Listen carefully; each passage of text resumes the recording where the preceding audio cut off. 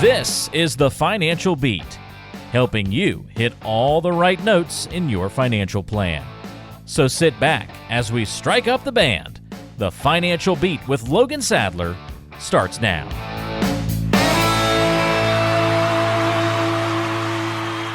Welcome to another exciting edition of the Financial Beat with Logan Sadler, ladies and gentlemen. Logan is the Vice President and Chief Investment Officer at Brigari Financial, serving you in Southern California. My name is Ryan Stutz. Always look forward to this show. Logan, how's it going, big guy?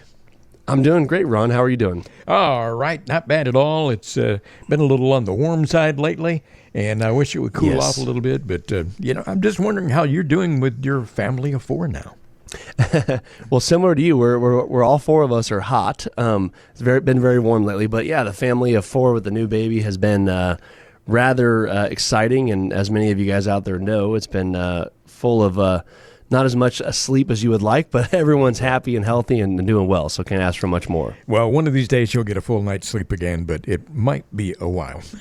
Yeah, that kind of sounds in line with what everyone's telling me, so yeah. We'll see how it goes. By the way, Logan is here to talk about getting you to and through retirement. I'm going to tell you how you can get in touch with him for a discovery meeting in just a little while here, but let's just jump right in today. Now that you have increased the size of your family, it kind of got me thinking about a lot of things. And, the human body is made up of about 37 trillion cells. And I guess you could say you have a lot more cells in your house now than you did before. Yeah, I love that fun fact there. It is definitely more cells running around my house for sure. But yeah, that I always found interesting. I always found science very interesting, right? I mean, there's so many different ways to look at things, and sometimes I wonder how we know what we know. But hey, if it's got some research behind it, why not? Why not believe it, right? I always thought, science was really interesting and biology was really interesting, but when it comes to all the math that is involved and all the concepts of, different types of properties and all that kind of stuff, that always kind of left me behind. But yeah, you would think me being in financials, I do like math and I like how math works out, but there's something about scientific math that's different, right? Yeah, it really is. Hey, let's talk about some outdated strategies, because there are some financial strategies that are tried and true over the decades. And as we all know, things change over time. And some of these strategies are still great. Then there are others that used to work pretty well, but not anymore. And I thought today we could talk about some outdated strategies that some people are still clinging to, and maybe they don't know that they're outdated, or maybe they just don't want to give them up. First of all, savings accounts for long-term growth. That is something that everybody used to think was such a good idea, but what about now, Logan? Yeah, I mean, savings accounts are really what their main purpose is just for like an emergency fund or money that you're going to keep in the bank, right? And you're typically okay with a lower rate of return on that, because what you're looking for is safety in the short term, right? And now, given interest rates now, depending on when you're listening to this, they have risen quite a bit throughout the last year and a half or so.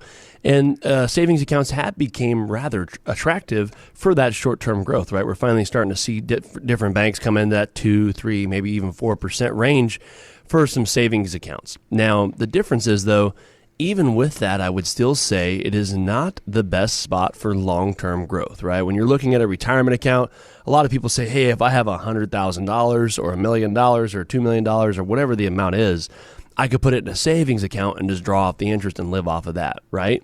Well, in years past and in decades past, that has proven to where it's not necessarily the best route to go, because interest rates do change, right? We went through a 5, 6, 7, 8 year period where CDs were paying, 1%, right? So if you were just living off the interest, that would have been a tough decade, right? Yeah. So long term, it's not the best spot for money. I always tell clients you want to find some type of stock bond mix or annuities or something else that you're going to mix into there to get some more longer term growth. But savings accounts are great for, Logan, I have $100,000. I'm going to need it 6 months from now to buy a house or to do a new roof or whatever it's for.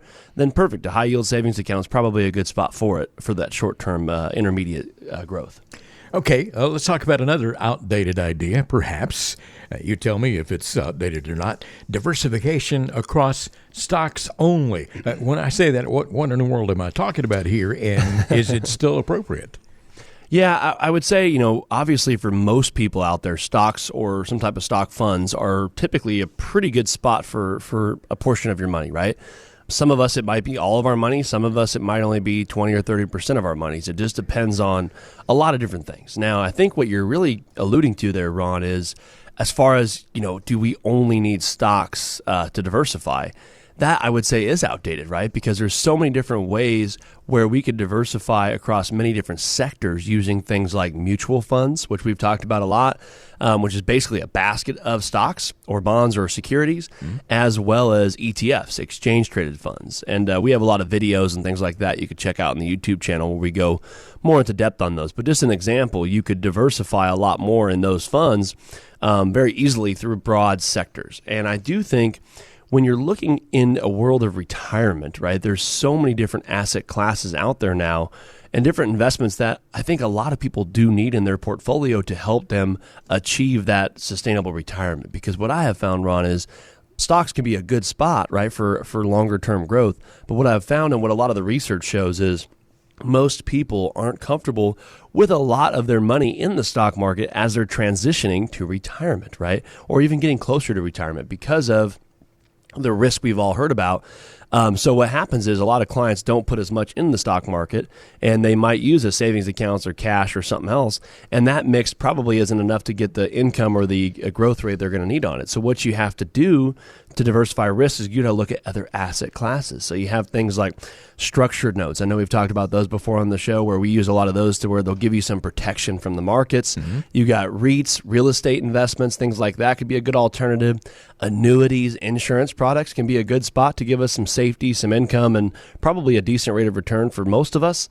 And then there's also things like bonds and other things that you could throw in there, where I do find most people that are retiring or getting closer to retirement are needing to utilize more of those asset classes to mix in with their stocks to help give them that balance they need throughout their retirement. We're talking about outdated strategies on today's edition of the Financial Beat. Logan Sadler can be reached, and you can have a one-on-one conversation with him if you want to call 888-823-PLAN. That number is for Regari Financial. We'll give it to you again later on. There are some outdated strategies according to what some people focus on. Back in the day, a lot of investors and even financial advisors sometimes focused only on domestic investments. But these days, we have a global society, that's for sure, and it might not be such a good idea to do that. Yeah, definitely. There's many different takes on this, right? There's a lot of people, which I tend to agree with. We like to participate in the U.S. economy, right? A lot of us, especially in America, we're proud to be here and all that fun stuff, right? So we typically invest pretty domestic, right? Now, with that being said, like you said, Ron, there is a lot of access to global investments out there, which in most cases can be a really good way to diversify away risk, right? Because the whole thought is, well, if the U.S. is going through a slowdown or an economical cycle, theoretically, these other countries might be doing a little bit better than we are or much better, depending on the circumstance. With that said, though, Ron, a lot of these countries tend to follow our economical cycle, right? Because of how much of a player we are with, us, Europe, China, things like that. But it is still a good idea to have some global diversification. Now, one thing I have seen where I'll share a client story, which I love to do. I had a client who came in about a month ago for our discovery process, and we were going through our first meeting, and like we talk about all the time on the show, the discovery meeting, we're going through, his goals and dreams and his retirement plan, and I asked for all his statements, and he had said, I just don't think I'm doing well when I look against the average market returns versus what I'm getting. And I said, well, yeah, we dive into that, and we'll take a look at that, right? So I was running the analysis on his portfolio, and it found that he was actually 60% in global stocks, right? So he was pretty heavily, for most people that would agree, is he was very heavily invested in global stocks, which a lot of the global stocks he was in didn't do nearly as well as things like the S&P or the Dow or things like that. So when he was comparing his portfolio to, the news, when it says the S&P is up 5% today or whatever it was, right? He was like, well, that makes sense now, right? So he might have had too much global exposure. And so it's super important to kind of find that right mix and make sure you're invested enough where you have some good returns and things like that, but also you don't want to have all your eggs in one basket, right? I don't have to say that. We've all heard that saying before. Oh, many times. That's for sure. Hey, another outdated strategy may be relying solely or even primarily on Social Security for retirement. You and I have talked about that so many times. That's just not going to do it for you. And somehow, if it does, it's not going to be a very pleasant lifestyle. No, I've never, I don't like to say never, right? But never, I'll say that on this one. I've never heard a client come in and when I was talking about what's your ideal retirement, where they say, well, I just live off Social Security, right? That's never been one of them. Now, obviously, those of us listening to the show that might have had, lower income our whole careers and things like that and had some tougher times, Social Security might be enough to support most of your lifestyle in retirement.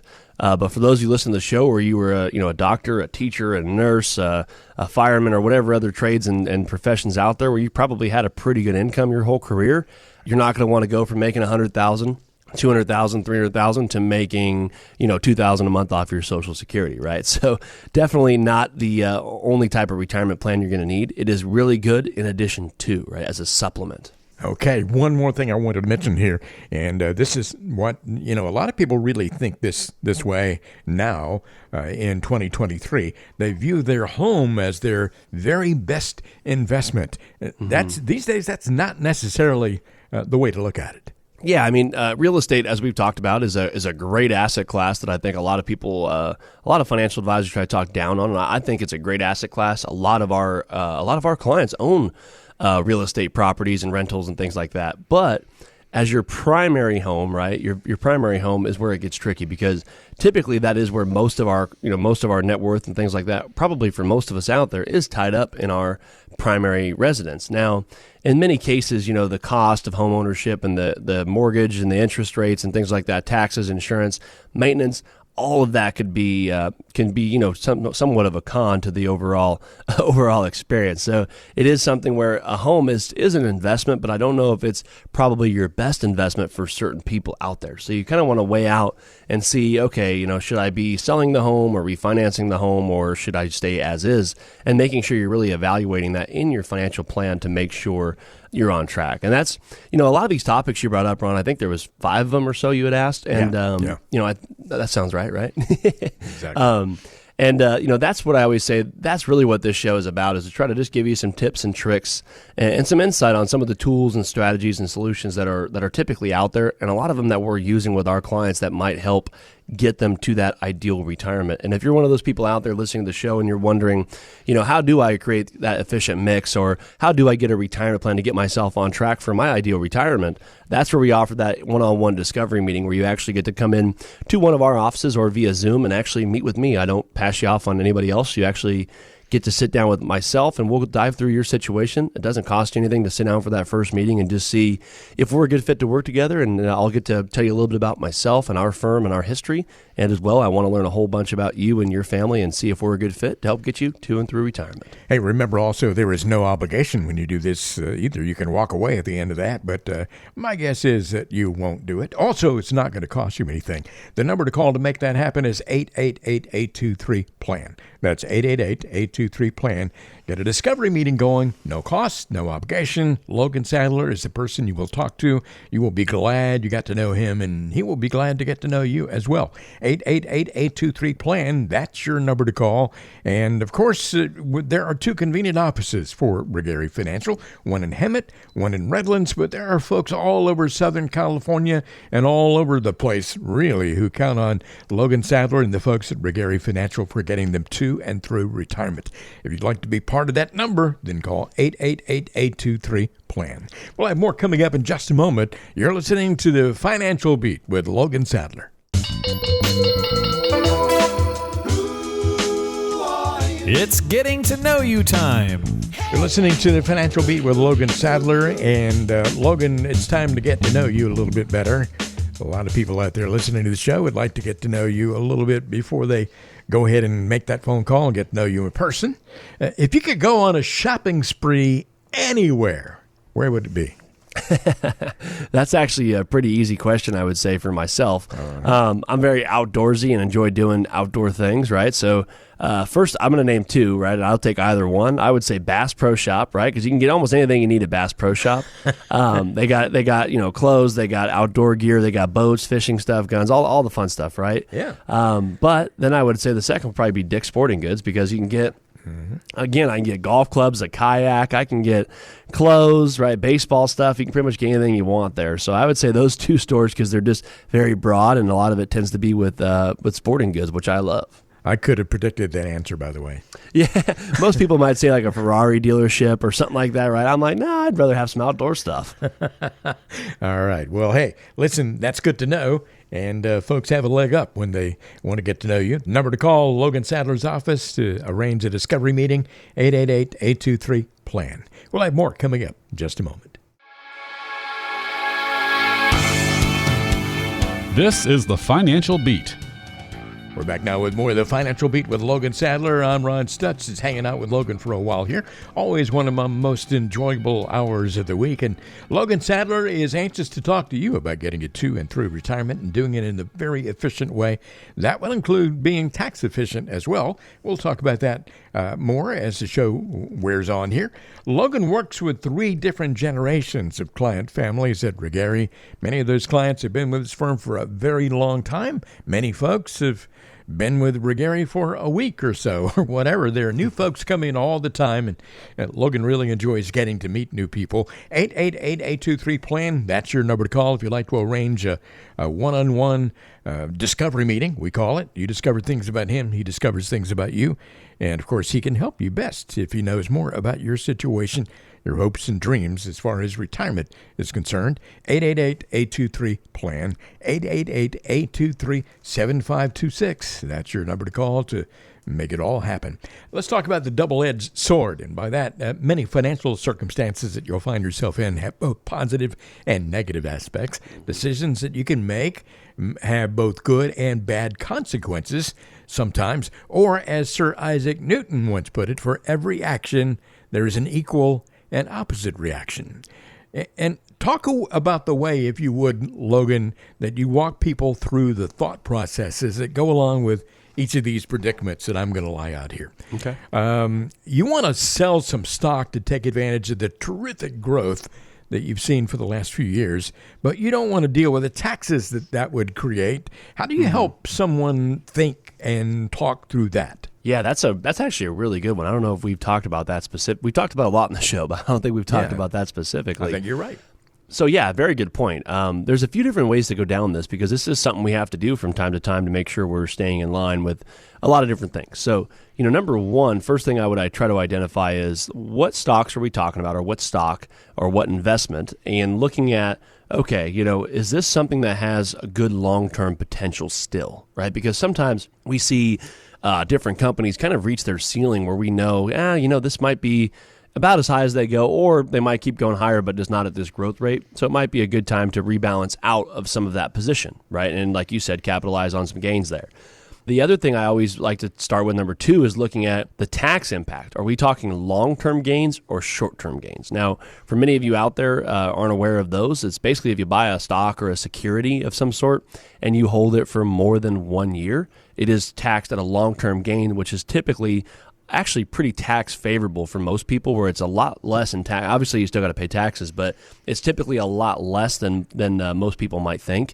Short-term gains is anything under a year, where you might actually end up paying a pretty higher tax than you might have thought on that sell. So that's first off too, where we want to kind of identify those two things. The next thing is looking at the portion of it to your portfolio. Because, like, for example, I've talked about it before, where I have a couple different clients, actually probably 5 or 6 of them I could think of off the top of my head, where they own a significant amount of one company in their portfolio, right? And it ends up being a large portion of them, a large portion of their assets. So, for example, I have a client where they have, $1 million, let's say, they have $600,000 in one company, right? So, as an advisor, that always makes me super nervous, and it goes against the rule book, right, of diversification and all that stuff. So, if that security is a large portion of your portfolio, it definitely might make sense to rebalance out and lower that overall risk, risk, right? Because if something happened to that one company, you're talking about a lot of your portfolio that could potentially be subject to that volatility. So those are kind of the three reasons, Ron, where I'll walk through and see, do those three things make sense, right? If it's too much of your portfolio, if the gains have done really well and it's something where, okay, we might be getting towards the near of the top of that end, or if we're looking at tax impact of long-term gains and things like that, and maybe even some losses we might be able to offset elsewhere, it might make some sense to sell that and capitalize on that gain, or it might not make sense, right? So that's some of the things we'll walk through with a client on that particular situation to see which one of those are yes and no's, and seeing if that makes sense. But there is a lot of thought I would really want to put into that. Logan, let me just let's just pretend for a moment that I'm a listener to the show, and I'm listening one day, and I finally get around to making that phone call. I get an appointment for a discovery visit, and I come in and I talk to you, and I want to put money in a Roth IRA so that it grows tax free, but I also want to put it in a traditional IRA so that I can get a tax deduction this year. So, what do you say to me? Well, good for you for wanting to put money away, right? I always tell clients, some people will say, should I do Roth? Should I do traditional? Should I do a brokerage account? Where should money go? The first thing I always congratulate people on is just thinking about putting money away, right? That's always the hardest step is, identifying how much money we could put away monthly or annually and then doing it. I always say any of those ones I've mentioned is better than not having one, right? So starting is better than not starting. Now, obviously, looking long-term, there's things that I say might be better or might have some pros or cons versus the other one. The thing I would tell you, Ron, to your exact question is, the tax deduction is great. Now, where I look at this is it's not a this year, next year, or following year answer, right? When you're looking at whether you should do a Roth or a traditional, it really comes down to what is your 10, 20, or 30-year goal looking like? And depending on your age of when you're listening to this or watching this, it's one of those things where you need to understand if you're going to be in a much higher tax bracket, let's say you're saving a lot of money every year, you're younger, and you're going to probably have $1 million, $2 million, $3 million when you're ready to retire, you probably want to get as much of that into Roth as you can now, right, when you're younger and contributing. Mm-hmm. If you're going to get to a point where you're going to have $20,000 in your retirement when you're retired and living off Social Security, it probably wouldn't hurt you to have it just in a traditional IRA, right? Yeah. So you want to understand, what is my tax impact going to look like down the road? Now, the answer for most of us, especially given where we think tax rates are probably going to go in the future, could be next year, could be 5 years, could be 20 years. I would say for most people out there, the Roth IRA is probably the better route to go for most of us. But again, it just depends on your situation and where you're going to be down the road. But that's where I would say it's not this year or next year. What's the best tax savings this year or next year? But what's the better way to go for us over the next 10, 15, 20, 30 years? Okay, let's say I want to pay off my house, but I'm really concerned that I'm going to lose the tax deduction. What would you tell me in that case? Yeah, believe it or not, that's one of the things a lot of you might believe this, is we talk about this quite a bit with clients. And, I'm very back and forth on when we pay off the house or when we don't pay off the house, right? And what I mean is not that I go back and forth in my own head, but with clients, it's always a different answer, because I've seen some clients where they're going to retire, for example, Ron. Let's say they're going to retire and they have $5,000 a month of income, right? And their house payment's $3,000 a month. Okay. Well, that's a lot of money going out to the house payment, right? Really? But maybe they have a chunk of money where they could pay off that mortgage and get rid of that $3,000 a month payment, right? And now they're going to be in a much better spot financially than they were before that. There's some clients that I have where their retirement income is $15,000 a month and their mortgage is $1,800 a month at 2% interest rate, right? 2.75 or something like that. Then I would say I wouldn't worry about paying off the mortgage, right? It doesn't make financial sense. We could probably average way better than a 2.7% return, and the monthly payment's not hurting you. We have plenty of income to do that. As well as, like you mentioned, there might be other reasons like the tax deduction and things like that on the interest. So there's a lot of ways to go back and forth on that, and there's a lot of scenarios where I've said, hey, this needs to be done. Let's pay off the house. It's worth it in your scenario. But then there's a lot of cases where I've said, let's not do it, because based off your scenario, we could really do better by keeping the tax deduction, keeping your cash, and you have a historically low interest rate that we could pretty much put it in a CD and probably do better then I probably wouldn't pay off the house. So it really is a case-by-case basis with each of our individual clients, but that is definitely something we dive into at our process. Okay, down to the last one on my list here. And let's say that I really want to reduce the risk in my portfolio, but I don't want to miss out on any potential growth. I know you've had a lot of people talk to you about this situation. Yeah, it's like you're listening to my phone calls, Ron. I I had this conversation yesterday. Yeah, it's a great point, right? I mean, we all want a return, right? None of us are mad at a good return. Am I right? I mean, everyone out there listening probably is like, well, yeah, duh, right? But none of us are that. I mean, a lot of us aren't comfortable with significant loss, right? And so that's where a lot of people go, well, I should get more conservative, but I really don't want to miss out on that good market if we have one this year, next year, or the following year, right? And so that's where I think a lot of people need to understand how their portfolio could be structured, because for a lot of our clients, not everyone, but for a lot of them, we can have money in the market that's more aggressive and doing well. And then we might have some of our money that we know we're going to need shorter term invested more conservatively, right? So that way, some of your money is going to be getting the capture of the upside of the markets and things like that if they do well, but you don't yourself all at risk with certain money. So I think it's super important for each of you out there listening to the show, whether give your advisor a call or give us a call, and make sure you understand where your risk tolerance really lies. Not just, hey, are you a conservative or aggressive, but really, hey, what if these scenarios happen in your current portfolio? What if we had a 2008 where the market dropped, significantly? How would that affect your retirement? For some of you out there, it would mean you couldn't retire, or it would mean you have to go back to work. For some of you out there, it might mean you're perfectly fine, right? You actually are structured where it's not going to hurt you as bad as you might think. And I think it's super important to have those conversations and looking at the data before you understand, am I aggressive or conservative, right? And that allows us to really expand the conversation more in regards to how it affects your overall plan. And then we could decide how we want to be aggressive or conservative, or how we want to structure your overall portfolio. And that is, to be honest with you, Ron, that is what we do at our process. So a lot of people ask, how do I become a client, or how do I come on board with our firm?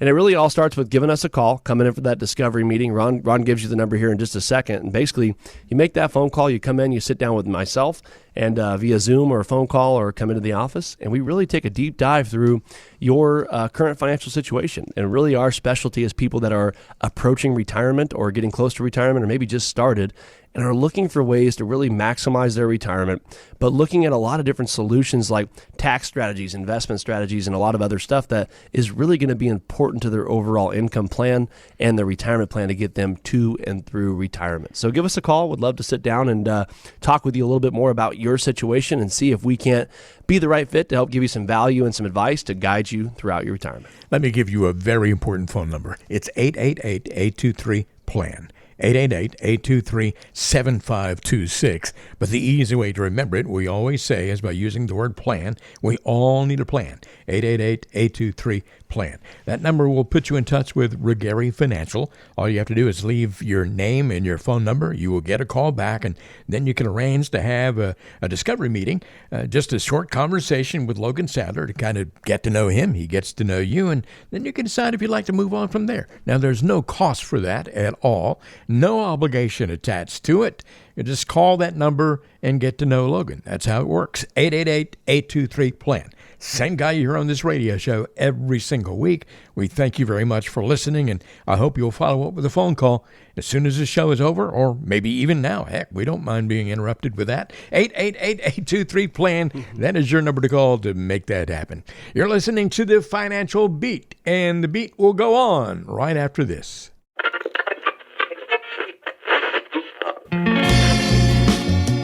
Do you ever find yourself skipping through countless songs trying to find the perfect one? Yeah, we've been there too, and know it can be frustrating. Much like skipping through the countless advertisements from other financial advisors, it can seem like there's so much misinformation. But here on The Financial Beat, you can rest assured we're providing you with the best information possible. So don't push skip on this show, because we have some important information coming up. We're back now with more of The Financial Beat. Logan Sadler is on the radio, and Logan, of course, not only has this radio show, but there are other ways you can learn from Logan any day of the week, any night of the week, whenever you choose. You can check out his YouTube videos and also check out the podcast. And Logan, tell our listeners, if you would, how they can get to all that. Yeah, you can head over to the podcast platform, whether that's, Apple Music, Amazon, Spotify, wherever it is you download podcasts. You can type in The Financial Beat with Logan Sadler, and it'll bring you to our podcast where you can listen to this show and others. Like Ron said, we have well over 100 now that are up there for you to check out, and you can check out at your convenience. And also we have the YouTube channel, which a lot of you guys have been heading over that way, clicking subscribe and liking the videos and leaving us some comments. So I appreciate that. You can head over to YouTube, type in The Financial Beat. Again, we have videos on there about retirement income planning, Social Security optimization, how to look at taxes in your retirement and how to build that, efficient retirement plan that a lot of you guys might be looking to do. Again, just some good tips and tricks. And you can head over to YouTube, type in The Financial Beat, and click subscribe, follow along, and hey, maybe even let us know some other videos you might want us to do in the coming months.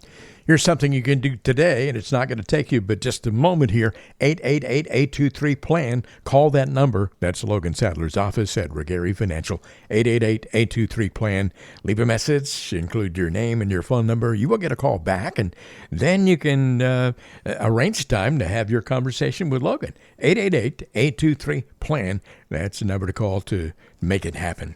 And remember that Logan works with 3 different generations of client families. Many of the clients have been with the firm for a long time, and as I mentioned earlier, many new folks coming on board all the time, so why not give it a shot? Something else to talk about here, and that is non-correlated income.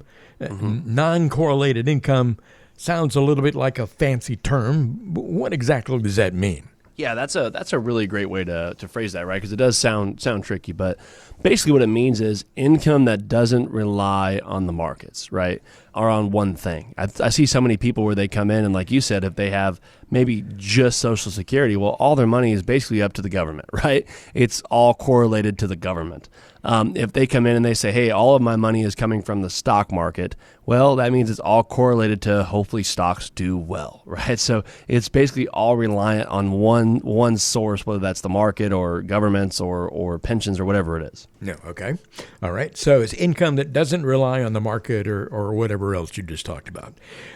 Also, why is non-correlated income important? Yeah, I think that's a really great question, because I think why is non-correlated income important, I would say, is because so many of us out there in retirement, right, we're looking at ways to where we could retire, and realistically, what almost everybody wants in retirement is what they had their whole working career, right, is you had a paycheck, right? You went to work, you worked 30 hours, 40 hours, 50 hours, whatever it was, and you got a paycheck every month. That is what most people are looking for in retirement. They're looking for that next paycheck.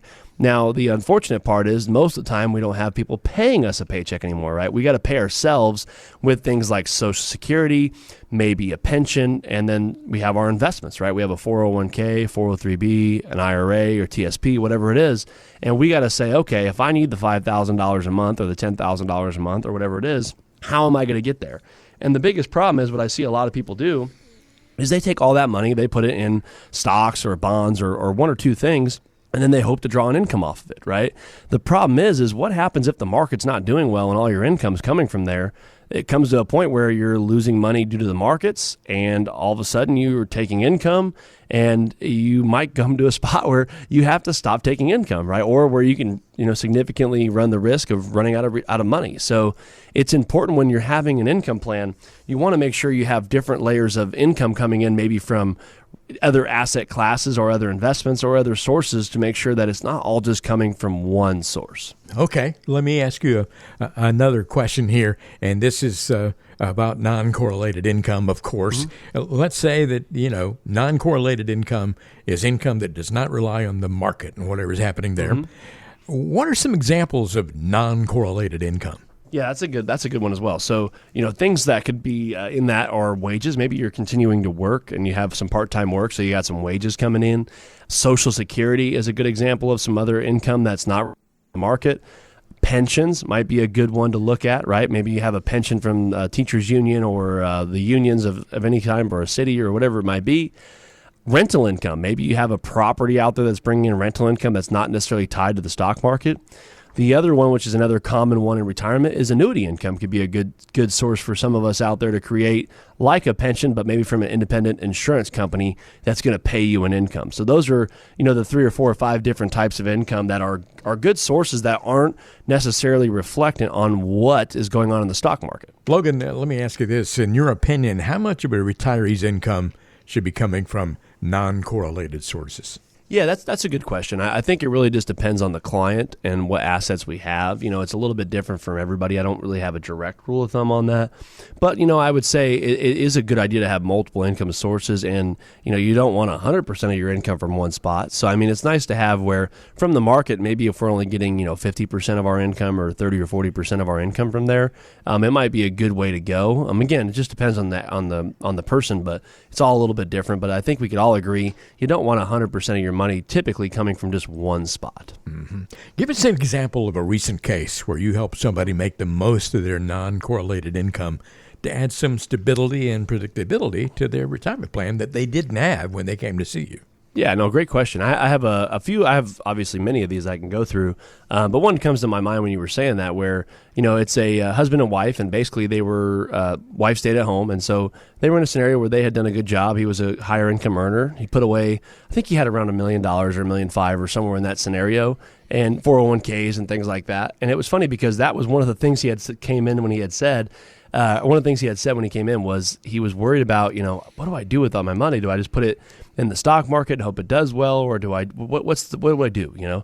And so I had said, well, it sounds like you're a little bit worried about the market and things like that. And he said, well, I like the market, but I don't know if I want everything in there or if I want to rely solely on that for just income, right? And understandable for a lot of us out there, we might fall in that same category. So, of course, part of our process is we put together a full financial plan. So we're going over many, many different things, and we call it our 5 pillars of retirement planning. And while going through that with this client, we were able to kind of really put together a detailed income plan for him to where he had up to 5 sources of different incomes, right? So, he had Social Security was one. So he was getting about $3,000 a month from Social Security. He had a rental income that he had already had. So he's getting $1,500 a month from there. We were able to put him in a fixed index annuity for income. He wanted, again, solely for income. So that was able to get him around $2,000 a month for his lifetime. And then he had structured notes. We were able to put him in some diversified structured notes that paid an income that was able to get him around $1,000 a month. And then his fifth one was we were able to use the market and stocks and bonds, things like that, to produce around $3,300 a month, right? So you look at the client had a little over $10,000 per month coming in from 5 different sources, right? And so it wasn't like he just had Social Security and then he just had a market account. He had many different accounts where they all had different levels of risk and different levels of income coming in, but they were able to provide him to where he wasn't reliant just on one thing. And I think that's where a lot of our clients that come in to work with us are looking for is ways to create income or get a retirement plan together that is customized to fit what they're trying to do. And again, many of us have many different risk levels. So you might want more in the market or less in the market, just depending on the client. You might like annuities, you might not like annuities, right? So there's many different ways where we could build out a plan to where we have multiple layers of income coming in to where we're not just hoping the market does well so that check comes in, right? So, and I think a lot of you guys out there can relate to that. And that's one of the ways that we were able to get this client on track. And, I have many other examples where for most of our clients, I would say they have between 3 to 5 sources of income coming in from different sources to make sure that they're well diversified. We've all heard diversification, but when it comes to income, a lot of us don't get too diversified. We just rely on one source, and typically is not the best way to do it for most people. Those different income streams are so darn important. It is amazing. Yeah.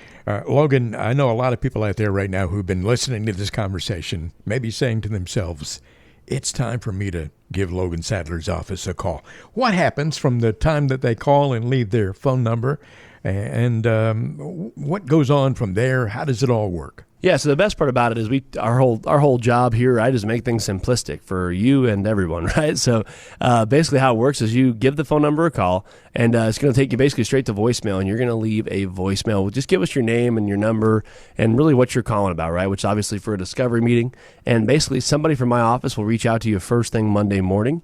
They'll give you a call back, and then they'll gather a little bit more information about you and your family, and then set a time for you to come in and meet with us. You might come into our office. You might want to do a quick Zoom call or a phone call. And typically our first meeting's around an hour and a half long, where I really want to take a deep dive into, what it is you're trying to accomplish. What goals are you trying to set? If you don't have those, how can we help you set those? And then really tell you a little bit more about our firm and our process of how we work to get people to and through retirement. Most of our clients, as we always talk about, they might have $300,000, they might have $3 million, but a lot of them are typically trying to get a plan together to get to and through retirement. And that's where our job comes in and where our expertise is we've helped many people throughout the years get to and through retirement by using our process. And so the best part is, though, Ron, we don't ask you to become a client at the first meeting, right? Many people are like, hi, I'm Logan. Nice to meet you. You want to become a client, right? And that's not how we work. We really have a process where it's typically 3 meetings before we bring any client on board, because I got to get to know you. You got to get to know us. And also, I got to make sure I understand your financial goals and dreams and making sure we're putting our best plan together to help get you there, and also making sure that you and your spouse and your family understands it, right? So it takes more than 30 seconds, right? So give us a call. I think a lot of you guys out there that are, maybe you're 55 years old or 60 years old, 65 years old, whatever age you are, and you're getting closer to retirement, it might really add a lot of value by just giving us a call, coming in and meeting with us, and again, just seeing if we're a good fit to be the ones to help guide you to and through retirement. 888-823-PLAN, 888-823-PLAN. In other words, no obligation whatsoever, and it's not going to cost you anything. Why would you not take advantage of the opportunity? Something that Logan Sadler offers to all the listeners of this show and the YouTube videos and the podcasts. 888-823-PLAN. That is your number to call to make it happen. Call that number right now. Leave your name and phone number. You will get a call back first part of the week, and then you can arrange that time to get together with Logan and talk about your situation. 888-823-PLAN. It's all about helping you get to and through retirement. That is the main focus of the show. Logan Sadler will be focused on some questions that have come in from some of our listeners coming up in just a moment. We're going to take a quick time out and be right back with more of the Financial Beat. Fishing is an art, and any fisherman worth his salt knows the proper tools to land a whopper. You wouldn't take a cane pole to catch a bass, and unless you're just looking for a tranquil day on the boat, you probably wouldn't use shrimp for bait on the lake. The same can be said of your retirement. There are all sorts of financial products out there, and it's important to know which ones are the right fit for you. A random jumble of investments won't do you much good in retirement. Work with an advisor who knows how to fish, who sees the art within. A well-crafted financial plan will go a long way toward making a successful retirement. Make sure you're putting the right tools in your portfolio. In Southern California, call Logan Sadler and the Regari Financial Team at 888-823-PLAN. That's 888-823-7526. Are you tired of feeling like taxes are out of your control? Take charge of your financial future with Logan Sadler's 2023 Guide to Tax Planning. This comprehensive resource is more than just a collection of tax tips. It can help you optimize your Social Security, retirement savings, and investments. And with the help of Regari Financial and Insurance, you can rest assured that you're making the right decisions. Download the guide today and start taking control of your financial future. Just text the word ADVICE to the number 21000 and get the guide for free. Just text ADVICE to 21000. You're listening to The Financial Beat, striking the right chords in your financial plan. You're listening to The Financial Beat with the one and only Logan Sadler, often imitated but never duplicated. My name is Ryan Stutz. I love hanging out with Logan here for an hour every week on this show.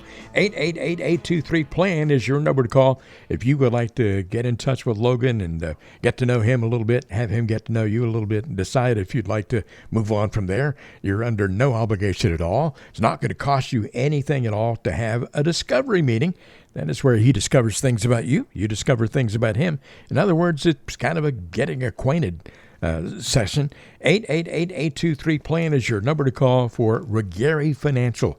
2 convenient offices in Southern California, one in Hemet, one in Redlands. Logan Sadler is the Vice President and Chief Investment Officer.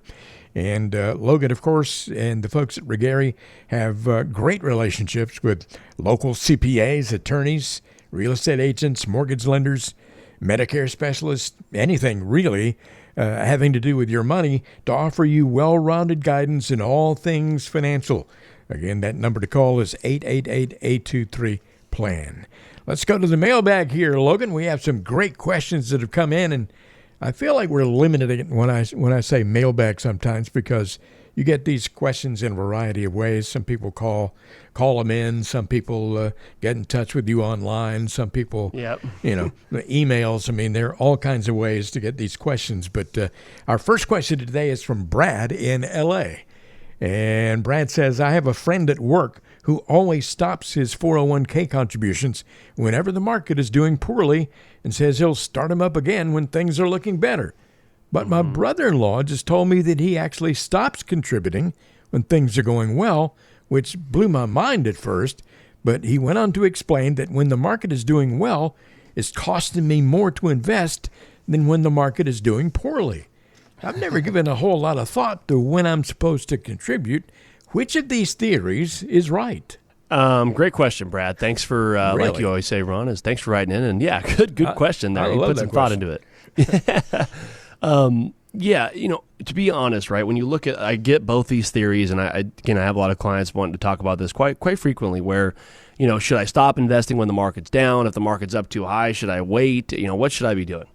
For most of the people out there, again, not everybody, but for most of us out there, the best way to do it when you look at things like called dollar cost averaging is you should stay consistent, right? I typically never like to hear I stop contributing during certain times because we don't know what the market's going to do, right? The market might seem high, but guess what? It might go even much higher, right? And the market might seem low, but guess what? It might even go much lower, right? We never know when that line is going to be drawn. And that's why most people out there, when you look at the consistency of consistently putting money away on a monthly or annually basis or however you're investing, sticking to that plan is typically the best way to go for most people because you really can't time the market, right? I've seen a lot of clients where, you look back like COVID, for example, they said, hey, the market's going to be down for 2 or 3 years. They're saying, I'm not going to contribute at all. And all of a sudden that market was back before the blink of an eye, right? So we don't know that exact answer. And so I think the biggest thing is staying consistent and contributing on a monthly basis for most of us for our retirement accounts is the best way to go. And when I meet with clients where, they have, $100,000, $300,000, $5 million, right? Whatever the amount is, most of them did that consistently by putting money away, right? They did $100 a month, $500 a month, $1,000 a month, whatever the amount was, and they stayed to it. And that is for most of our clients out there when I run the plans for them, that typically is the best way for most of us to do it because we don't know when the highs and the lows are, and we don't know how long they're going to last. So it's super important to stay consistent and keep putting that money away because the odds of the markets, depending on what you're invested in, the odds are that they'll probably be up over a period of time, and they'll probably be up more than they're down, believe it or not, in most cases. So it's important to stay consistent and keep putting money away. So I would say, not that their advice is bad or their conversations are bad, but I would say the best answer typically is to stay invested and to keep contributing on a consistent basis. Yeah, and I would just add that, oftentimes people follow what a friend at work says or what their brother-in-law told them. Yep. Talk to Logan instead. All right. Yeah. We don't talk about him that often, but like Dave Ramsey, he does crack me up where it's like most of us get advice from our broke brother-in-law or something like that, right? Yeah, exactly. And it is true where a lot of us are getting advice from people that probably aren't much better off than we are. If so, they're maybe way better off than we are to where the situations are the same, right? Yeah. So it's just hard. Yeah, exactly. And financial planning is all about, an individual basis. And, For sure. It's called personal finance, right? Exactly. You get to and through retirement in a different way than I do, and Logan takes all that into account, and that's why it's so important to get to know you so well. Next question here is from Danny in Menifee. And Danny says, my father-in-law recently passed away and left us some money we were not expecting. We don't need it and want to give it to our son who could really use it. But I'm nervous that he will just blow it on a Camaro, and that's going to be the end of it. Do you have any suggestions for how to handle this situation? Well, yeah. So first off, sorry about losing your father-in-law, and it does sound like that's awesome. You guys are in a good spot where you really don't need the money, so that's a good thing for that to happen, and you guys be in a good spot. And totally understand. As being a father myself, I understand wanting to give that money away to the kids and things like that. Totally understand it. The downside is, like you said, many of us have some reluctant tendencies when giving money to kids, depending on how old they are. And sometimes it doesn't even matter how old they are. We just don't trust them with money, right? Yeah. Because we all know what the younger version of ourselves might have done when we didn't have the experience and wisdom and all that fun stuff, right? Yep. There is some different things you could do. That's one thing. If you're already saying that your son's probably showed you some things in the past where that's probably what he's going to do is run out and buy a Camaro, I probably wouldn't say, hey, here, son, here's $100,000, right, or whatever the amount is. What I would do is probably structure it to where you could put it in your name or into a trust and things like that, or even into an individual account, and give him X amount of money per year. right? Or on a monthly basis or something like that, where that way if things aren't going exactly how you kind of want them to go, money's in your name and things like that, where you could structure it to where maybe he doesn't get any money that month, right? And making sure you're able to kind of either give it to him over a period of time or when you feel he's ready for it, right? So I think that was probably how I would kind of go about that. And again, there's many different ways you could do that through many different types of investments or trust or different account types and things like that. But I think that's kind of where I would start. And then we could kind of figure out how strict we want to get or what type of strategy we want to move forward with, and then kind of go about it that way, which I actually have quite a bit of experience in that realm, because a lot of our clients, when they are gifting money to their kids, it is somewhat of a cautious approach for most of them. Mm-hmm. Hey, I hope, Danny, that you will follow up with a phone call to 888-823-PLAN and talk more with Logan about this before you decide to do anything. And, this reminds me of a meme I saw on social media just the other day, Logan, and it said, if you can't admit that you did dumb things when you were young, you're probably still dumb. That's I love those memes, right? They sometimes have some truth to them. And yeah, you really can't put a price on experience or education, right? Because it's one of those things where we just do things where it sounds like a really cool idea at the time, right? That really awesome Camaro. And then you're like, why the heck did I buy that? That was really stupid. I couldn't even afford it, right? I did a lot of dumb things when I was young. I still do dumb things today, but hopefully not as many as I used to. Yeah, exactly. That's the whole goal, is maybe we do a little bit less of them, right? Yeah, exactly. Hey, one more question today. It's from Lucy in Riverside. And Lucy said, I was laid off from my job a few months ago, but ended up getting a new job in less than a month. I got 6 months of severance from the layoff, but ended up not really needing it because my new paychecks kicked in pretty quickly. Where's the best place to put this extra cash? Yeah, that's awesome, Lucy. It's bad situation turned good, right? That's awesome. Got the golden handshake, so to speak, and then got another job, right? So good that's problem awesome to have. Yeah, I'm telling you. Good problem to have, right? A payout bonus, basically, and a new paycheck coming in. That's awesome. Yeah, what I would say is it would depend on, obviously what the amount is, as well as what type.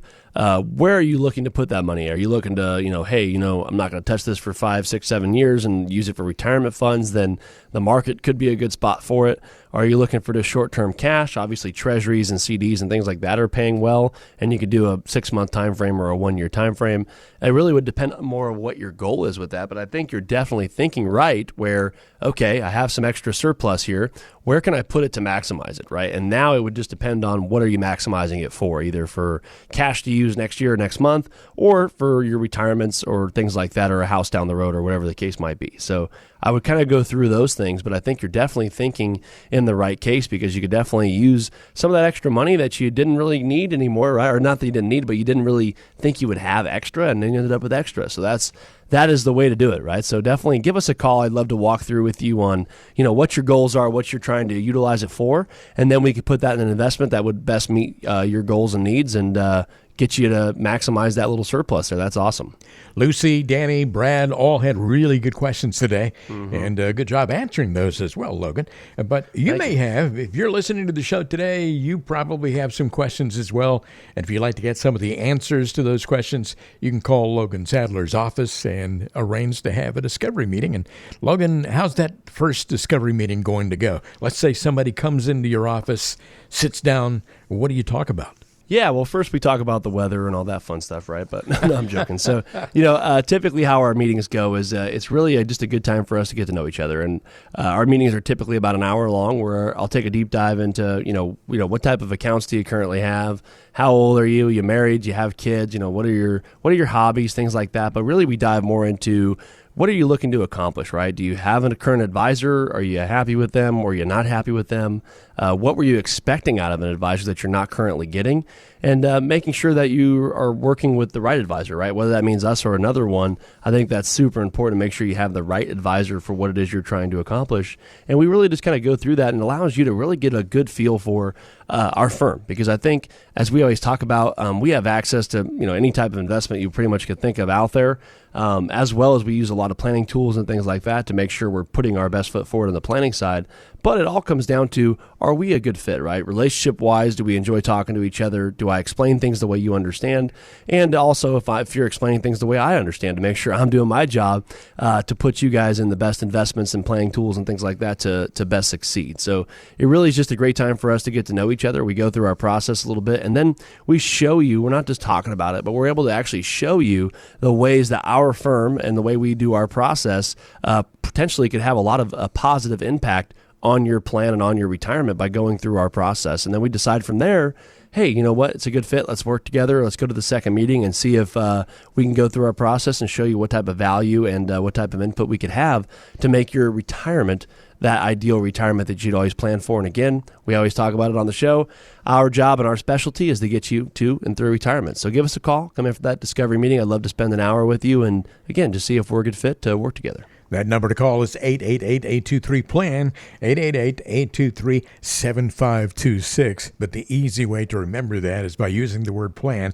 Actually, best way to remember it is write it down right now and call it right away. Then you don't have to rely on your long-term memory.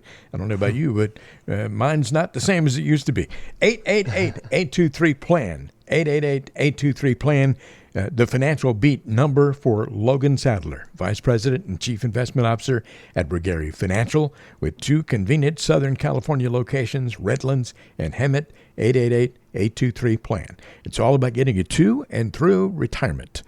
Ron Stutz here. Logan, it's been fun. Yeah, as always, Ron, one of my favorite days of the week here is Radio Day, and I feel like like you said, we gave him a mouthful here in this show, and as we always try to, and hopefully you guys took some value and some fun laughs away with it as well, and we look forward to being back here next week and giving you another one. All right, fantastic. Join us again next time for the next edition of The Financial Beat. In the meantime, have a great week.